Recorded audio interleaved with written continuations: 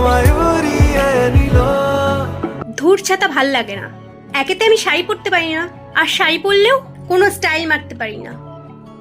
তোমাকে আমি ছোটখাটো জিনিসেও বারণ করি, এখানে যেতে ওখানে যেতে বারণ করি, এটা করতে ওটা করতে বারণ করি, খুব রাগ হয় তাই না?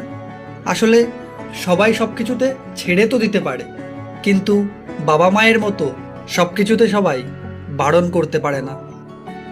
যখন আমি তোমার কাছে থাকবো না তখন বুঝতে পারবে আমার কথাগুলো।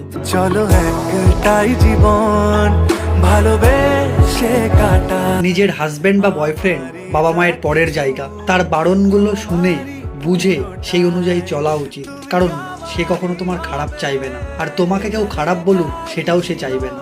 সে তোমাকে সম্মান করবে এবং তোমাকে সবাই সম্মান করুক সেটাও সে চাইবে।